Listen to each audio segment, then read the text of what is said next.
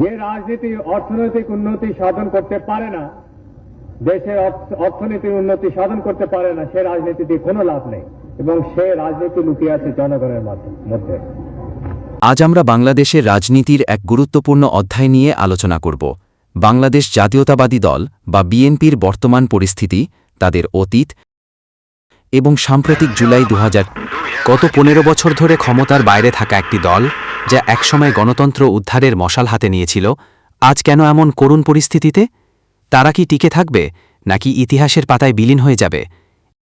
আপনারা জানেন, বিএনপি প্রতিষ্ঠিত হয়েছিল একদলীয় শাসন বাকশালের পতন এবং গণতন্ত্রের স্বাধীনতার প্রতিশ্রুতি নিয়ে।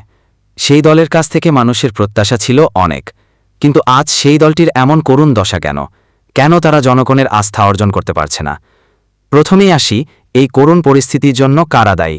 কিছু ইউটিউবার যারা বিএনপির অপকর্ম নিয়ে কথা বলেন, নাকি বিএনপির সেই সব নেতাকর্মী যারা সত্যিই অপকর্ম করেন? আমার স্পষ্ট উত্তর, দলীয় নেতাকর্মীদের অপকর্মই এর মূল কারণ। ইউটিউবাররা যা দেখান তা হয়তো ঘটনার একটি অংশ, কিন্তু মূল সমস্যা দলের গভীরে।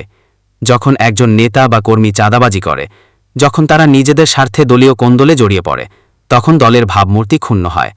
মানুষ তখন ভাবে, এই দল যদি ক্ষমতায় আসে তাহলে হয়তো একই পরিস্থিতি সৃষ্টি হবে। জুলুম চালাবে।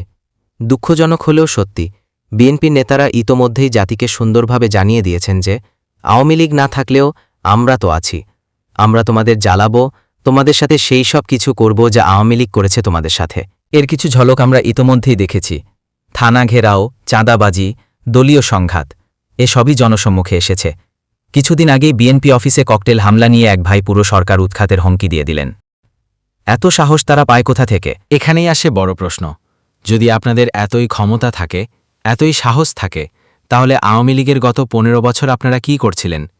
আপনারা কি পরিকল্পনা করছিলেন কিভাবে আওয়ামী লীগকে সরানো যায়, আর তার বাস্তবায়ন করেছেন 2024 সালের জুলাই মাসে? নাকি আপনারা গত 15 বছর নাকে তেল দিয়ে ঘুমাচ্ছিলেন?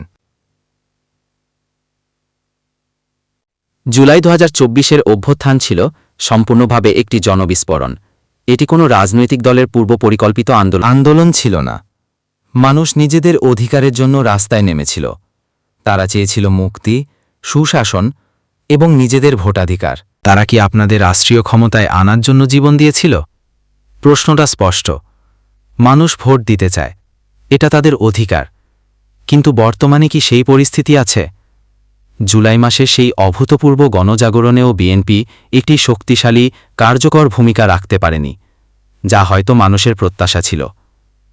অন্তর্বর্তীকালীন সরকার ও জনগণের ভরসা। বর্তমান অন্তর্বর্তীকালীন সরকার দ্বারা সংস্কার প্রক্রিয়া চলছে। তারা অনেক সময় নিচ্ছে এবং এতে রাষ্ট্রীয় সমস্যা বৃদ্ধি পাচ্ছে। আপনারা বলছেন ক্ষমতায় এলে সংস্কার করবেন, কিন্তু আপনাদের জনগণ ভরসা করবে কিভাবে? আপনারা যদি অনৈতিক কাজ না করতেন, তাহলে হয়তো জনগণ এই বিষয়ে ভাবতে পারত। যখন একটি রাজনৈতিক দল নিজেদের মধ্যে শৃঙ্খলা বজায় রাখতে পারে না, যখন তাদের নেতাকর্মীরা জনবিরোধী কর্মকাণ্ডে লিপ্ত হয়, তখন সেই দলের প্রতি জনগণের আস্থা নষ্ট হয়ে যায়। জনগণ ভাবে, যারা এখন এমন করছে, ক্ষমতায় এলে তারা আরও বেশি অত্যাচারী হয়ে উঠবে। নিজেদের ধ্বংসের জন্য তোমরাই দায়ী। পরিশেষে আমি বলতে চাই, বিএনপির এই করুণ পরিস্থিতির জন্য অন্য কেউ দায়ী নয়, বরং আপনারাই দায়ী। আপনাদের ভেতরের কোন্দল, কিছু নেতার লোভ এবং কর্মীদের অনৈতিক কর্মকাণ্ডই আপনাদের আজকে এই জায়গায় নিয়ে এসেছে। যদি আপনারা নিজেদের শুধরে নিতে না পারেন, যদি আপনারা জনগণের আস্থা ফিরিয়ে আনতে না পারেন, তাহলে ভবিষ্যতের পথ আরও কঠিন হবে। মনে রাখবেন, জনগণ তাদের অধিকারের জন্য লড়াই করে, কোনো দলকে ক্ষমতায় বসানোর জন্য নয়। যেই দিন আপনারা জনগণের পাশে দাঁড়াতে পারবেন, সেদিনই আপনাদের নতুন সূর্য উঠবে। অন্যথায় অতীতের আওয়ামী লীগের মতো আপনারাও ধ্বংসের দ্বারপ্রান্তে চলে যেতে পারেন। আজকের আলোচনা এখানেই শেষ করছি। আপনাদের মূল্যবান মতামত কমেন্ট বক্সে জানাতে ভুলবেন না।